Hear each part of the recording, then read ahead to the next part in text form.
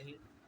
خاصہ والی کتاب مرکات، اور مرکات کی آج ہم نے فصل پڑھنی ہے اللفظ اما مفرد و اما مرکب۔ لفظ یا تو مفرد ہوتا ہے یا مرکب ہوتا ہے۔ اب مفرد اور مرکب کی تعریف کرنے لگے ہیں۔ مفرد کسے کہتے ہیں اور مرکب کسے کہتے ہیں؟ فالمفرد ما لا یقصد بجزء الدلالۃ علی جزء معناہ۔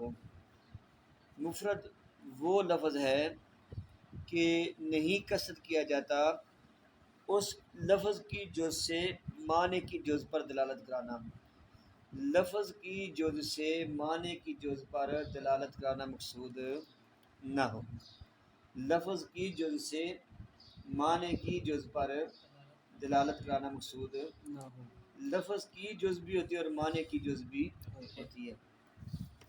اب دیکھیں یہاں لفظ لکھنے لگا ہوں اور ایک طرف معنی، یہاں پہ حمزہ ہے، اس کا معنی ہے کیا؟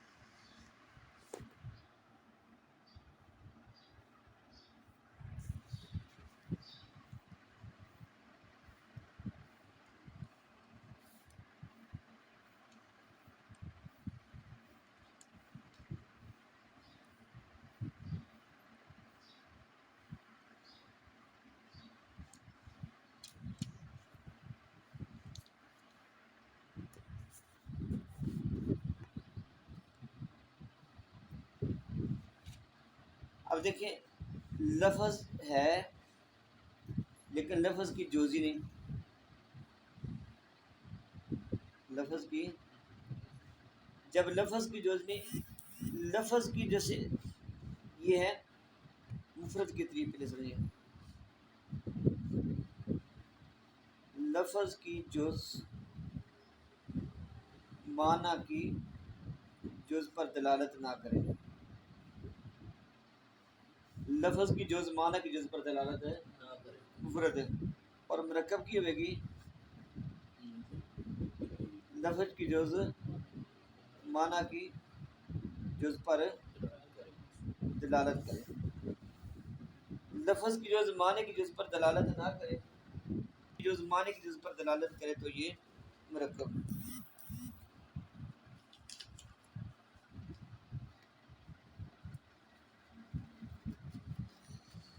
اب بات کا ایسا ہوتا ہے کہ لفظ کی جز ہی نہیں ہوتی، جیسے حمزہ تو کہنا ہے حمزہ کی جز ہے ہی نہیں۔ دو حرف ہوں تو کہ یہ دو جزاں ہے، یہ کا حرف لفظ اللہ۔ اب اس کے لفظ کی جز ہے الف لام لام ہے۔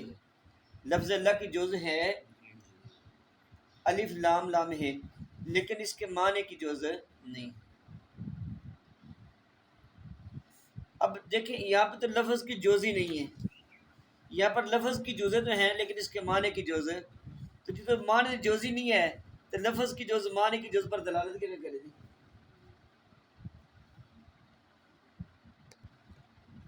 نمبر ایک لفظ دی پہلے سمجھو تعریف۔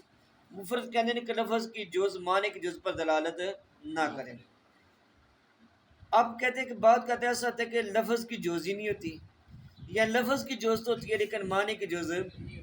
لفظ اللہ الف لام لام ہے، لفظ اللہ کی جز تو کر سکتے ہیں لیکن نعوذ باللہ ہم اللہ تعالیٰ کی ذات کی جز نہیں کر سکتے۔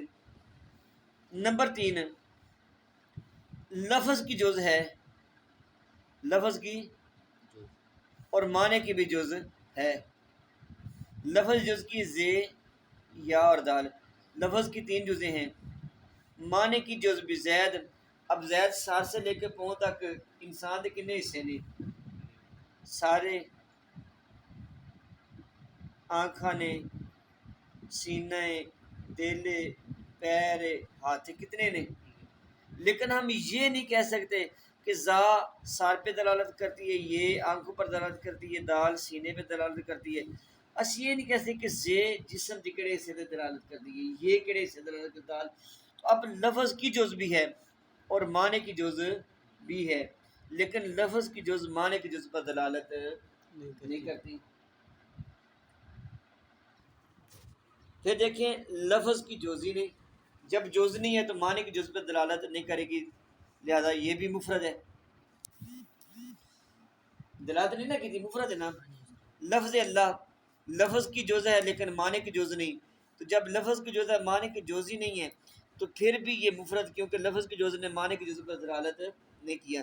لفظ کی جز بھی ہے، معنی کی بھی جز ہے، لیکن لفظ کی جز معنی کی جز پر دلالت نہیں کری. جب دلالت نہیں کری تو یہ لفظ زید بھی مفرد ہے. اگے عبداللہ، اب یہ لفظ ایک جز عبد ہے اور ایک لفظ اللہ ہے. لفظ کی جز بھی ہے اور معنی کی بھی جز ہے. معنی کی جز کیا ہے؟ اللہ کا بندہ. لفظ کی جز بھی ہے اور معنی کی جز بھی ہے. لفظ کی جز معنی کی جز پر دلالت بھی کرتی ہے لیکن دلالت مقصود نہیں ہے. کیوں؟ یہاں پر عبداللہ سے مراد ہم کسی کا اللہ کا بندہ مراد لیتے ہیں، بلکہ اس کا لفظ واحد مفرد مراد لیتے ہیں. بظاہر یہ لفظ عبداللہ دو لفظ ہیں، لیکن ان دو لفظوں سے ہم ایک لفظ ہی مراد لیتے ہیں، تو لہذا یہ عبداللہ بھی مفرد ہوگا. اس طرح انسان، اب اگر انسان کا نام حیوان ناطق کو پھر تو ٹھیک ہے، لیکن انسان کا نام حیوان ناطق نہیں ہوتا تو لہذا لفظ انسان بھی مفرد ہوگا. حالانکہ انسان لفظ انسان کی جز بھی ہے، اس کے معنی کی بھی جزیں ہیں. لفظ کی جز معنی کی جز پہ دلالت بھی کرتی ہے لیکن دلالت مقصود نہیں ہے. دلالت مقصود کا مطلب یہ کہ ہم نے کسی انسان کا نام کبھی حیوان ناطق رکھا نہیں ہے، نہ رکھنے کا ارادہ ہے. تو اب یہ سارے مفرد ہوں گے. کیوں؟ ان سب پر مفرد کی تعریف سچی آ رہی ہے، کیونکہ مفرد کی تعریف ہے کہ لفظ کی جز معنی کی جز پر دلالت کرانی مقصود نہ ہو. لفظ کی جز معنی کی جز پر دلالت کرانی مقصود. تو اب دیکھیں ایک لفظ ہے لیکن معنی نہیں، ایک لفظ تو ہے لفظ کی جز ہی نہیں ہے تو وہ بھی مفرد ہے. لفظ کی جزیں ہیں لیکن معنی کی جز نہیں، وہ بھی مفرد ہے. لفظ کی جز ہے معنی کی جز بھی ہے لیکن لفظ کی جزیں معنی کی جز پر دلالت ہے، وہ بھی مفرد ہے. لفظ کی جز ہے معنی کی جز بھی ہے لیکن لفظ کی جز سے معنی کی جز پر دلالت کرانا مقصود نہیں، تو یہ بھی مفرد. تو یہ سب چیزیں کیا ہو جائے گی؟ مفرد.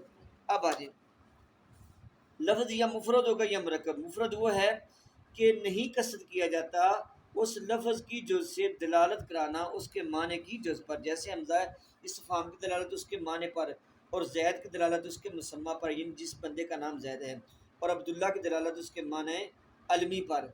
علمی سے مراد جو اس کا بطور عبداللہ بظاہر تو دو لفظ ہیں لیکن علم ہو کے یہ مفرد بن گیا. بظاہر دو لفظ ہے لیکن جب کسی کا علم ہوگا تو یہ بطور مفرد استعمال ہوگا. اور مرکب کے ما یقصد بجزہ الدلالۃ علی جزء معنی ہو، کہ قصد کیا جاتا ہے کہ اس کی جز دلالت کرے اس کے معنی کی جز پر. جیسے زید قائم، زید قائم، ایک جو زید ہے ایک جز قائم ہے. اب زید زید پہ دلالت کرتا ہے، قائم قائم پہ دلالت کرتا ہے. ودلالت رامی صحو علی فہواہ، اور تیر پھینکنے والے کی دلالت ہے. رامی صحو کا معنی ہوتا ہے تیر پھینکنے والے کی دلالت اس کے معنی کے اوپر. فہوا جس کا معنی ہے. پھر مفرد کی تین قسمیں ہیں. مفرد کی، اب یہاں پہ آ جائیں، مفرد کی تین قسمیں ہیں. نمبر ایک اسم، نمبر دو کلمہ، ادات. اب مفرد کا پتہ چل گیا. مفرد یہ ہے کہ لفظ کی جز سے معنی کی جز پر دلالت کرانا مقصود نہ ہو. پھر اس کی تین قسمیں اسم، کلمہ اور ذات. اسم کسے کہتے ہیں؟ ان کا معنی مستقلا بالمفہومیہ، اگر اس کا معنی مستقل ہے اور مفہوم رکھتا ہے. اے لم یکن فی فہمہ محتاج الی ضم ضمیمہ، یعنی سمجھنے کے لیے کسی ضمہ ضمیمہ کا محتاج نہیں. ضمہ ضمیمہ کا اپنے ساتھ کسی اور لفظ کو ملانا یہ ضمہ ضمیمہ ہے. ضمیمہ میں ملانا وہ اسم ہے. ان لم یقترن ذلک المعنی بزمانہ، اگر وہ زمانہ کسی زمانے کے ساتھ ملا نہیں ہے تو وہ کلمہ ہے. وہ کیا ہے؟ کلمہ.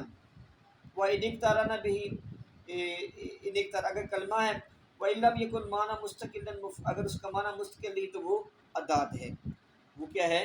ادات ہے۔ ادات اس کو حرف کہتے ہیں نحویوں کی، یہ ہے